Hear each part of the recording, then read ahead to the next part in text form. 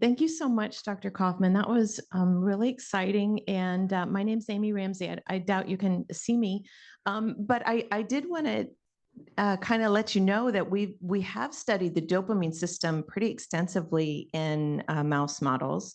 And in fact, when we look at like volumetric MRI, the dopaminergic, the areas where dopamine neurons are, and also the basal ganglia, the caudate, those are smaller than wild type. So there's a volumetric loss.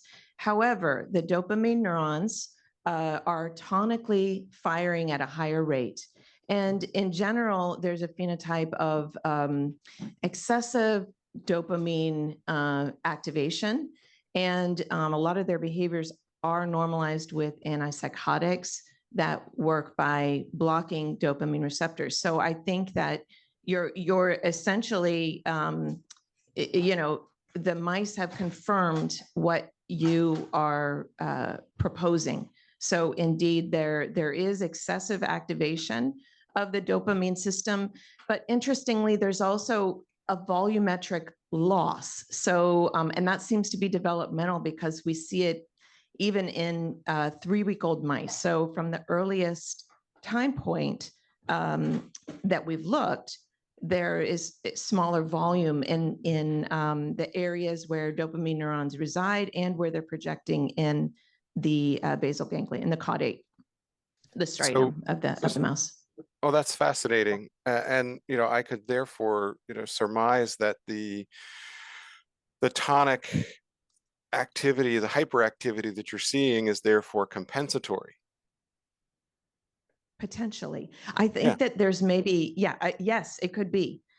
Because if you look at the extracellular levels of dopamine, they're normal. So I think there's a lot of compensations to kind of make dopamine as normal as possible. But what happens is all of these compensations actually prevent burst firing from occurring, which is really important for encoding predictive learning and, associative learning and things like this. So the mice have higher tonic firing.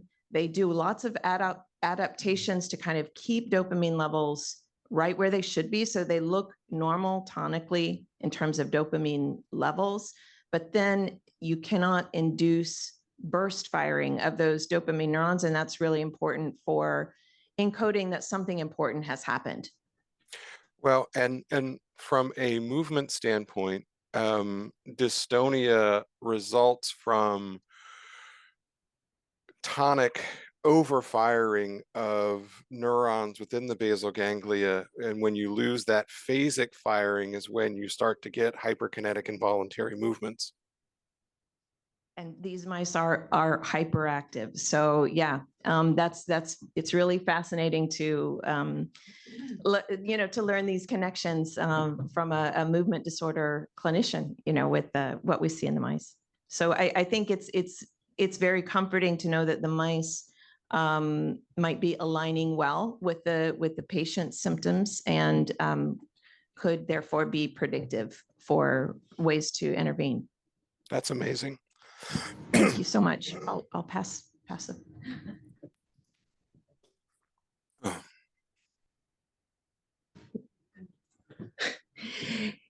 Dr. Coffman, we have a question as we saw your talk in the GRICON.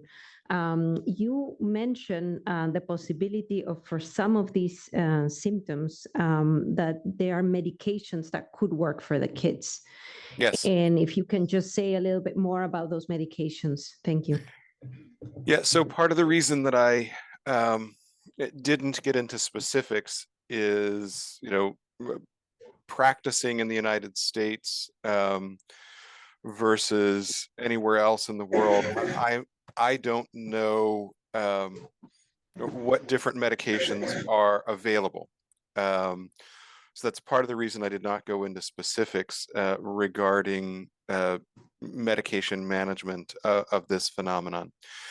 So for the management of PSH, the medications that I use very frequently are clonidine which is a presynaptic norepinephrine agonist. So it actually decreases the release of norepinephrine. We sometimes also use propranolol, which is a beta adrenergic blocker. The use of propranolol is a bit limited because in patients with asthma, whose asthma is very active, it's a direct contraindication because propranolol works the opposite way as most of the inhalers that are used to treat acute asthma. So you can't use propranolol in someone who has very significant asthma.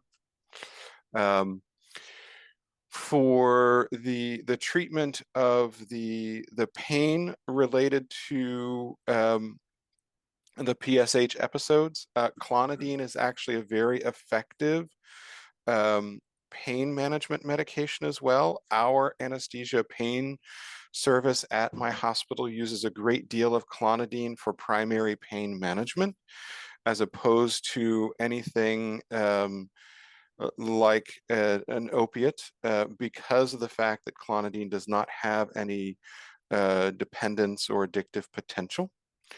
The other agents that we use and that I use regularly for the pain management piece of treating these episodes is a medication called gabapentin, which is it's a structural GABA analog. So it looks like the molecule GABA, but its mechanism of action is that it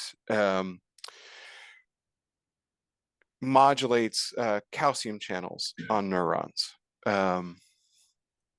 When it comes to treating the sleep-wake cycle disruption, it depends on what the phenomenology of sleep-wake disruption is.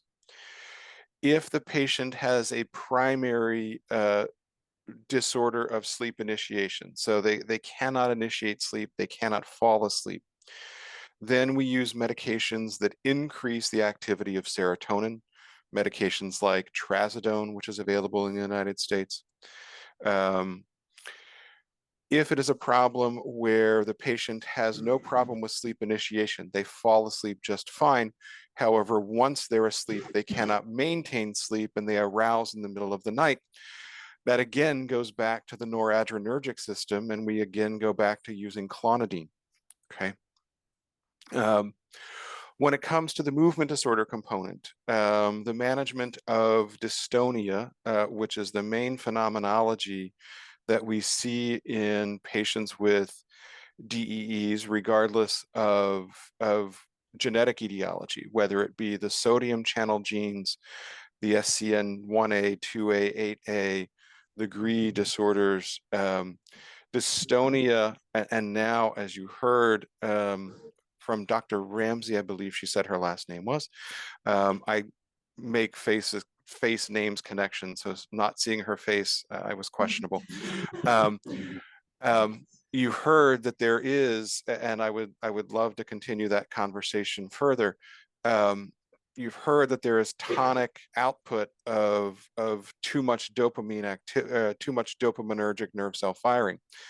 So whenever we have patients with dystonia, we think about whether the problem is not enough dopamine or too much dopamine.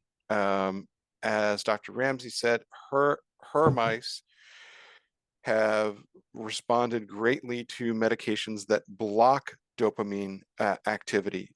She used the term, I think she used the term antipsychotics. I would use the term neuroleptic, same type of medication, same exact medication, just different name. These medications block the postsynaptic D2 receptors, therefore blocking the ability of dopamine to cause involuntary movement. If the problem is not enough dopamine activity, we use medications like carbidopa-levodopa, which is used worldwide to treat Parkinson's disease, We also use another Parkinsonian medication in the United States called amantadine, which is a presynaptic dopamine agonist. It causes the release of dopamine at the synapse. And then we also use a medication called ropinirole, which is a postsynaptic dopamine agonist. We then also use a great deal of GABAergic medications. So we use medications like baclofen, which is a GABA B receptor modulator. The nice thing about modulating the GABA B receptors is you don't get tolerance, you don't get dependence, you don't get intoxication. Whereas using the benzodiazepines, lorazepam, midazolam, clonazepam, clorazepate, which all modulate the GABA A receptors, with those you can develop tolerance, dependence, addiction. So we limit the use of those as much we can in children. With the sialorrhea, so a lot of our patients with DEEs and the movement disorders that go along with it have drooling even when they're not having episodes. And we use things like glycopyrrolate, which is an anticholinergic medication. And then we also use a medication called scopolamine, which is in the United States exists as a transdermal patch to prevent the drooling. And the reason for the concern about the drooling as a movement disorders neurologist is when you have such poor oromotor control that you can't control your secretions, you're at very high risk for aspirating and just aspirating on your own secretions, which can be fatal. So decreasing saliva output by reducing drooling is a great improvement in quality of life for a lot of my patients. And that's sort of the summary of everything that we use to treat the whole spectrum of symptoms about which I spoke. Okay, thank you very much. Anybody question? I have another question. In Please. relation to the vagus nerve and its role of potentially modulating, do you have any experience, for example, with kids with a vagal nerve stimulator because of epilepsy? Or I don't know if in the States it's common already to use the transcutaneous vagal stimulators. Do you have any experience with that? And what would be the role of the vagus nerve for stimulating the vagus nerve, for example? So in terms of having experienced any patients who have GRIN disorders and have a VNS to treat their epilepsy, I have not had any yet. So I can't speak to know whether or not the use of a VNS would have retrograde impact on reducing the autonomic symptomatology. I can speak to the role of the transcutaneous vagus nerve stimulators as in regards to pain control. It is an emerging and very used technology for pain relief, especially migraine and other headache phenomenon in the United States, including for pediatric patients. I am not aware of anybody who has tried to use it to improve sympathetic hyperactivity, but there's a great opportunity there for a clinical research study to look into that, because as you said, it is completely non-invasive. It is incredibly well tolerated. It can be used multiple times a day, and it is available for home use. It's another great opportunity for investigation in this realm. Yeah, I know at least for the transcutaneous, for the literature, there are side effects like cardiac, the heart rate, abnormalities when you use at least the transdermal. I think it also happens with the transcutaneous. So I don't know if you know anything about it, and of course, if this is going to be generating another problem in our kids. Well, the heart rhythm differences, the left vagus nerve has a great deal, the right vagus nerve has a great deal more influence on heart rate than the left vagus nerve. So, which is why when VNSs are implanted, they're implanted on the left vagus nerve, because that nerve does not have a huge impact on heart rate. So with the transcutaneous vagus nerve stimulators, you frequently do it on both sides of the neck for migraine and pain control, which is part of the reason you're going to be able to induce a little bit of a change in heart rate.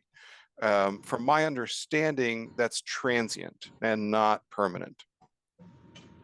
Yeah, and I think you also get that with the other clonidine and propranolol. You also will get a decreased heart rate, correct?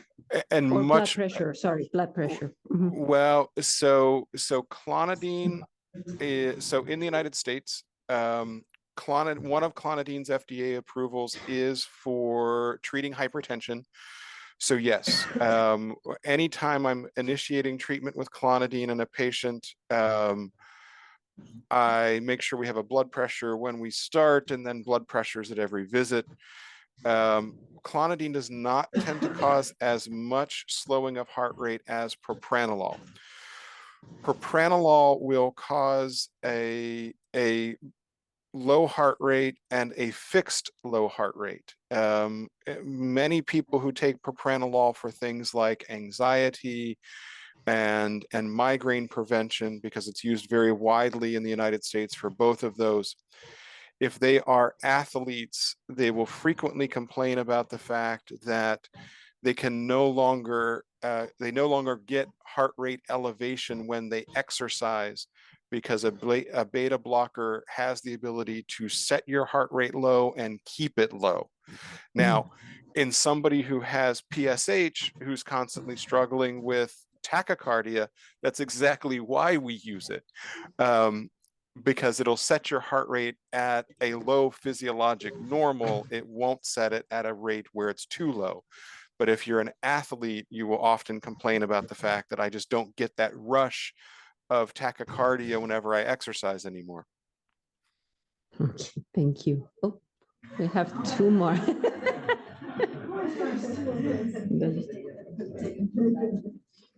Two more questions. Yeah, Okay. I'm very jealous of you. I'm Hilke Broeding from Amsterdam, because you, in your field, you have this liberty to, from your thinking, try all these different drugs that were not so easily allowed to test or attempt for other parts of grinopathies, for instance. Yeah. Do you actually then also develop experience with these drugs on all the symptoms beyond your field, and do you actually record them? And has that brought you any ideas on other stuff that we should attempt beyond hyperkinetic syndromes? Help me to better understand your question. So for instance, you talk about GABAergic drugs, the dopaminergic drugs, stimulating and the suppressing dopaminergic drugs. Yes. Things that we are very reluctant to test in terms of behavior or epilepsy. Yeah. In humans or rodents? In humans, in clinical Okay. practice. Okay. Yeah. Yeah. So do you keep track when you do apply these drugs for your type of kinetic problems? Yeah. What their actions are on the rest of the phenotype, for instance, of these GRIN children? Oh, yes. And part of so what I talked about, the medications that I use, I didn't talk about the potential and or nearly guaranteed benefits of some of these agents. So from a cognitive standpoint, clonidine in the United States is FDA approved for the treatment of attention deficit hyperactivity disorder. So one of the things that I pay great attention to if I'm initiating clonidine, and I talk to families about this, is that not only would I expect to see reduction in your problematic symptoms, is I would expect to see improvement in things like attention, focus, alertness, task completion, the ability to better engage and maintain engagement with cognitive tasks. The same thing if I'm using any agent that is dopaminergic, as I talk about the fact that all of these agents, in addition to treating your problematic movements, we should see improvement in thinking, processing speed, response, and with the dopaminergic agents, improvement in your GI dysmotility. There are more dopaminergic neurons in the enteric nervous system than there are in the central nervous system. So one of the big things that I talk about and track and put in every single clinical note is improvement in things like feeding tolerance and constipation if I'm using a dopaminergic agent, because we frequently see improvements in GI dysfunction whenever we're using those agents. Now, yep, go ahead. And yeah, so that, and is that response outside of your field? If you have a response on the kinetic problems, is it more? Does that segregate with effects in the other systems as you describe, or can they be disparate? Do you keep any notion of that? So if you're successful in reducing hyperkinetic symptoms, do you see more benefits in the other systems like cognition or feeding as you just described, or Oh do you yes. think they? Yeah, but do they have a relationship? These efficacies in sympathetic and non-sympathetic effects, so to speak. Well, yes, because if you think about the different channels that run through the basal ganglia, right? So the basal ganglia have parallel channels that subtend motor control, sensory regulation, cognitive function, affective control, right? There are at least 5 parallel loops that run through the basal ganglia, because there's also a channel that is responsible for oculomotor control. And when you think about modulating the basal ganglia, you have to appreciate and understand that when you have a channel that is highly dysfunctional, say the movement disorder channel, because of something like dystonia or Parkinsonism, or anything that affects that motor channel, that affects the ability of the other portions of the basal ganglia to function properly, right? So if you think about it like an overall load diagram, and the motor portion, the motor subfield of the basal ganglia is struggling immensely to keep up with the demand, the other channels within the basal ganglia are also struggling to function well. So if you reduce the load on the system that has the most problem, you get direct improvement in the other systems that run through the basal ganglia, because you've made it overall a much lighter load for that system, right? And that's exactly the way I think about it, is the parallel processing loops within the basal ganglia, and reducing the demand on one circuit versus another. And they are directly related. We see the same thing in Tourette syndrome.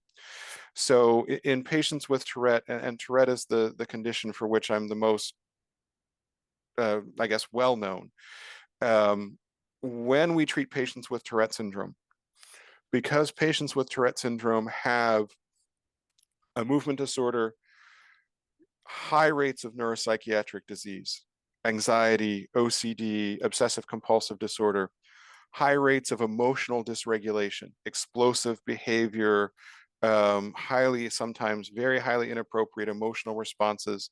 And then they have a great deal of problems with sensory processing. What we do in the world of Tourette syndrome is, whenever we're seeing a Tourette patient, we figure out by clinical interview which one of those 4 systems is causing the most dysfunction in that patient. And then we target with either therapy or medication management the most problematic system. And what we see undoubtedly and universally is when you reduce the most problematic system in Tourette patients, say it's profound anxiety, just by reducing the anxiety, you have direct reduction in tics and improvement in attention and focus and improvement in behavioral regulation because you've reduced the load on the most problematic part of the circuit. So you have to think, and that's my background in systems neuroscience. You have to think about things in that parallel processing model of how the basal ganglia actually work. Find it totally fascinating. And are you saying that we should consider in this meeting more non-cortical origins of the symptoms we see? 100%. Thank you.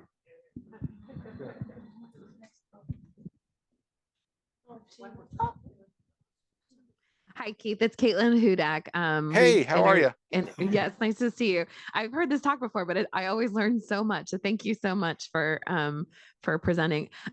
You kind of just talked about what my question was, but I just wanted to kind of confirm because I've been trying to think through this body-brain connection, and what we're really I'm starting to think through is this like body to subcortical brain to cortical brain.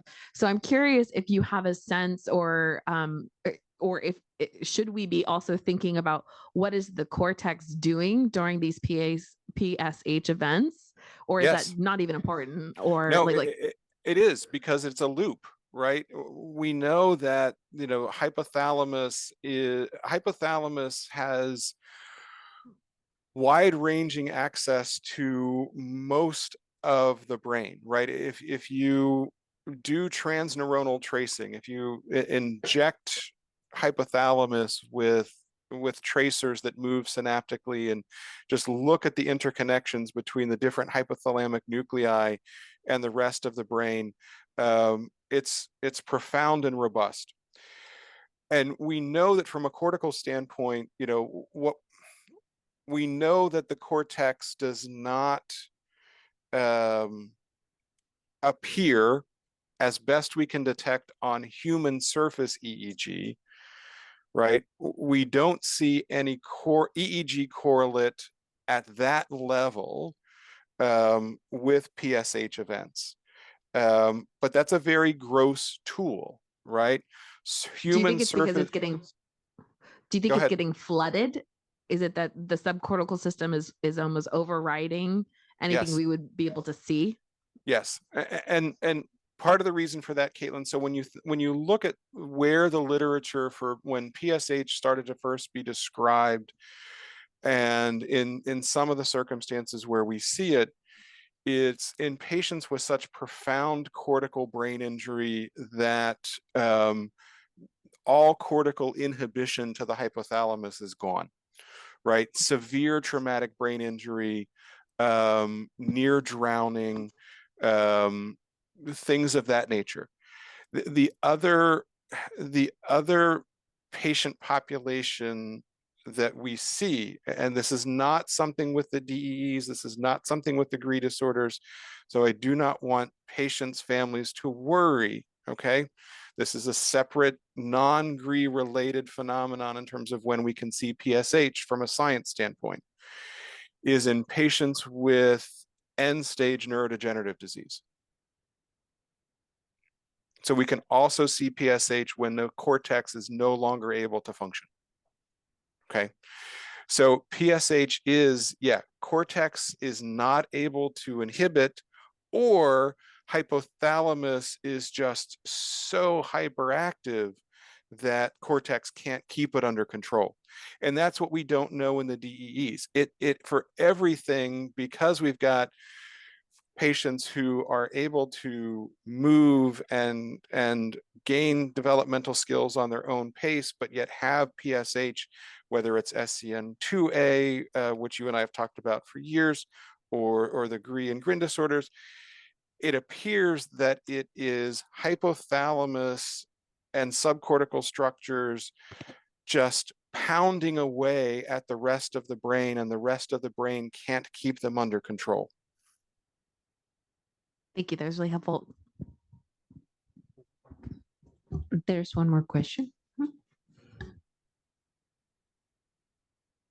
Hello, my name is Angela Garcia Cazorla. I'm a pediatric neurologist. I work here in Barcelona.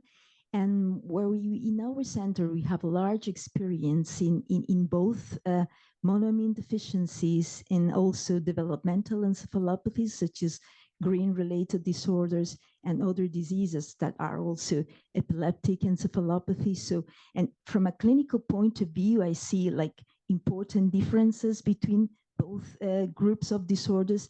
I mean, Yes. Monoamine deficiencies are mostly hypokinetic disorders, which may have for sure also some dystonia or dystonia Parkinsonism. But the clue is that a very important point is that they have a dopamine depletion in the brain. Then they have also some abnormalities in the balance between dopaminergic and cholinergic innervation that are related to oculogyric crisis. They also have depletion of adrenaline, noradrenaline, and are related to some excessive sweating and some of the, but this is very different than what we see in patients with GRIN-related disorders. First of all, we have analyzed in some of our patients the CSF. We perform a lumbar puncture and we analyze the cerebrospinal fluid. Yeah, and we didn't find dopaminergic depletion. So probably, I think that we have to differentiate the hyperkinetical movements that appear for basal ganglia dysfunction and that have this origin there, and that these patients may have, and in particular, GRIN1 patient, we have to make a difference from this symptom to the neurostorms that are, I think, something that is more related to a peripheral, maybe autonomous system, right? But why not from a peripheral origin and not exactly maybe enteric? I don't know. I think so. From my point of view, we still have to study more the semiology of this crisis. I mean, to find some objective ways to study the functioning of the autonomous nervous system before coming to a conclusion. So I think that so far it's too hypothetical, maybe just as the hypothalamus, maybe is, but I think that we still don't have enough information. Well, I think it's my point of view, because from a clinical point, from the clinical semiology and having been exposed to these diseases from some years, I mean, I see that there are important differences. Oh, yes, and I completely agree. You know, when you look at and that's part of the reason that my call and my sort of opportunity slide was to do as you are doing and look at neurotransmitter metabolite levels in patients with GRI disorders. And you know, the one neurotransmitter that I didn't mention, because trying to figure out sort of the right thing to talk about, because you can see it in other, you can see deficiencies in it in other neurogenetic disorders, is 5-tetramethylhydrofolate. So I would say if you're getting CSF neurotransmitters on patients with GRI disorders, in addition to getting the standard dopamine and serotonin metabolites, to please get the 5-methyltetrahydrofolate, because cerebral folate deficiency can also present similarly, but it was too tangentially related to sort of put in the rest of the talk. And yes, I agree. There are some similarities, but there are some distinct differences, without question. Yeah, we also measure 5-methyl tetrahydrofolate in all the tests that we normally do in the CSF. We measure amino acids and glucose and vitamins and 5-methyl tetrahydrofolate and neurotransmitters, and everything turns out normal. The only thing that tends to be a little lower than the normal values is glucose sometimes, and not for all the patients. So Okay. that's what we did. I would love to read about it. Okay, I actually just have one question for Garcia, but the patients that you have collected this year, do these patients also suffer from, PHS? So that's so it's, yeah, sorry. Right. Yeah, I had to go back to all the medical records. I don't remember. At least one of them, I think that yes, but I don't remember. I have to go on and check all the clinical symptoms. Yeah. Yeah, this is something, yeah, it is something that happens it is something short that happens in a particular moment, and although you may have some alterations at that moment, it doesn't mean that you have to have permanent changes. To have permanent changes in the CSF of neurotransmitters, you have to have an important synthesis problem or degeneration of neurons. Otherwise, if it is something that is a transient problem, you won't have that. There is also an imbalance of dopamine and other neurotransmitters in many movement disorders, and we don't have nothing in the neurotransmitters. The neurotransmitters are normal. So these are changes that are not, we cannot relate that to the concentration of metabolites, but maybe it's the firing of neurons, or maybe it's the expression of receptors. What we know from a long time ago is a relationship between glutamatergic and dopaminergic neurotransmission. There is even a co-release of glutamate and dopamine. Then there is a regulation, a postsynaptic regulation of the expression of some receptors, dopamine. In particular, the GRIN1. In GRIN1, there is a problem with expression of dopamine receptors, and because of the relation between this subunit and dopamine receptor that doesn't go properly to the surface of the membrane of the cell. So this interaction also in signaling pathways exist, and as a co-release in these two neurotransmitters, but then it's like too complex to be, to have an explanation right now for what is happening in the patients. I think that we need more research, and what will be very useful is, even for these patients who have these kind of storms, is to videotape these patients and see the whole constellation of symptoms. And also, I don't know, if we can measure the heart rate and the blood pressure and many other things, or sweating, or we should have some more knowledge just to understand and to properly define what is happening, even the frequency, and if there is a trigger, and what is, Yeah, and those, what you're talking about in terms of physiologic measuring, those are the clinical trials that need to happen to be able to fully understand what is going on physiologically when we're seeing the phenomenology. Completely agree. Those are the clinical trials that need to occur. I have a quick question. Could any of these measurements that we're talking about could be done at the plasma level, or we are always facing a CSF tap? Because I'm thinking, of course, well, this kid is violently, having these violent movements. Obviously, you're not going to be able to test anything.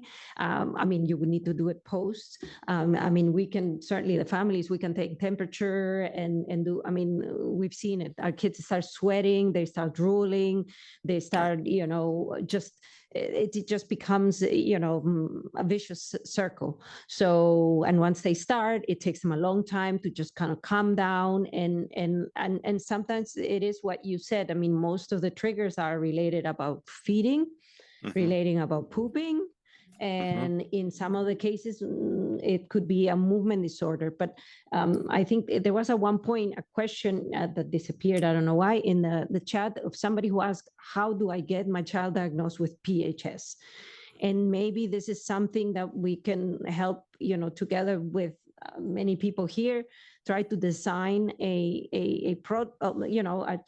just what are the symptoms that we are looking for, and maybe a checkbox that the family can say, okay, my child had this and this and this and this, and of course, with the help of all of you, especially the physicians in the group, because I think we need to address this.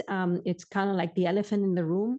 All the families suffer it at home, and we don't know what it is. Is a seizure? Is the child just having a tantrum?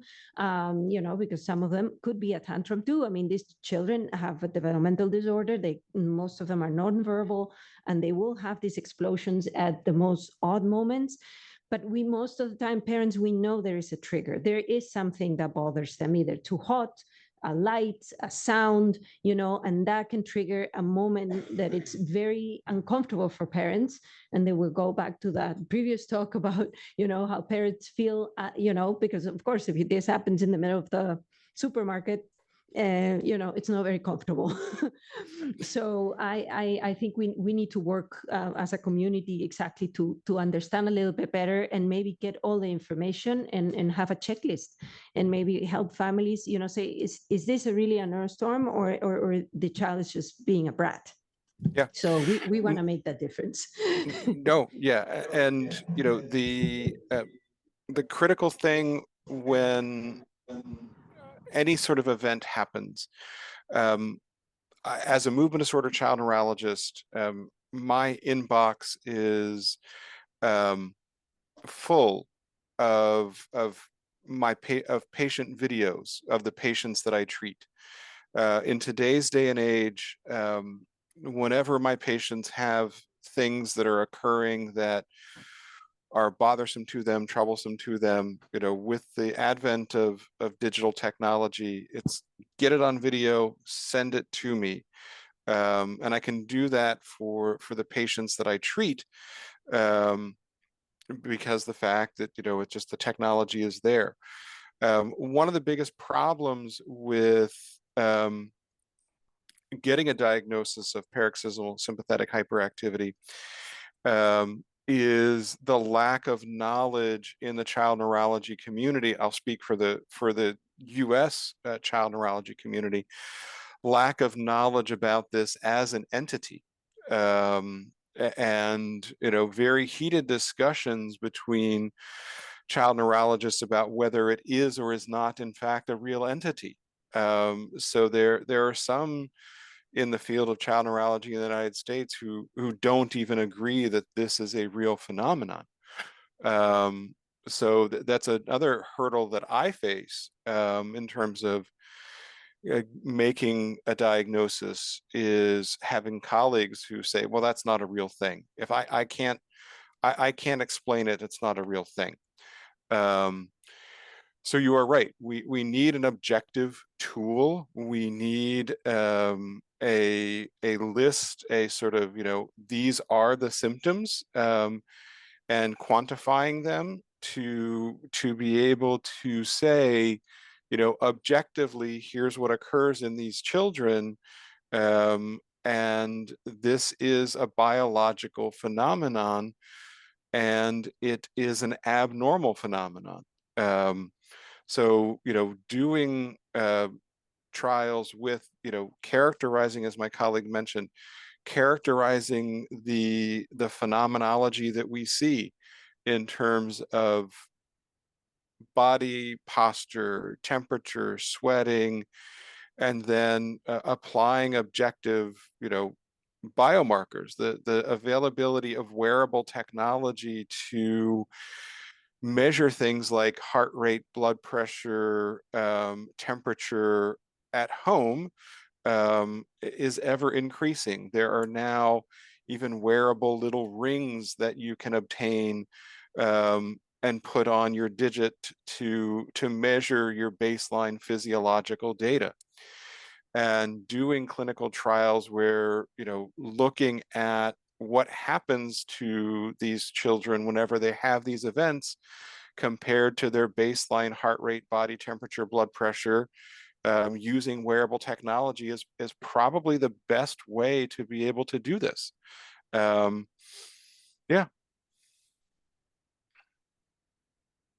There any other question? No? I actually do have a question. I have a lot. Do you ever see these episodes happening during sleep? So Yes. yeah, Yes. so it's possible to actually without, but how do you then explain the triggering part? So usually there is a trigger. So what could be the trigger while a child is sleeping? Microarousal, just arousal due to overactive waking, causing they awaken and then it starts, because there's not always a trigger. I have some patients who have this phenomenon, who it happens at the same time every day, regardless of where they are, what they're doing. It's a cyclical phenomenon based on timing related to their circadian rhythm.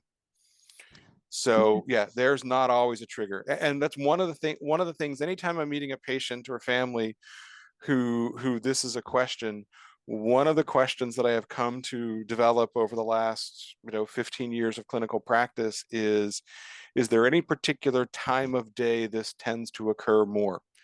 And it's a question I ask of multiple of everybody. And I have some patients who it is simply a circadian related phenomenon with no trigger at all. Really interesting, because one of the things that we realize, and this is why I'm really into trying to get this out as much as possible to other parents. Since starting treating our son, we've seen a difference, because he definitely had neurostorms. I would say last year was like hell. And it was these really violently crying pain episodes that you see. And we started treating him. And what we see now is like exactly what you described. They've kind of changed characters. So he does still have them, but it's like he's more capable of enduring the pain or whatever is causing it. So his reaction to what's happening is different, which is now bearable. So, and it has made a huge, huge difference in our quality of life. So this is why I think it's really important for parents to actually address these issues, because it can make a difference if you get the right medication. Yep. So no more questions? Well, thank you very much, Dr. Coffman, for joining us at this ungodly hour. We'll let you either go back to bed or go to the conference, because I think you're there for a conference. No, I'm actually headed to the airport. So. Oh, okay. Well, bon voyage, and have you. a safe flight home. And thank you very much for joining us. Bye.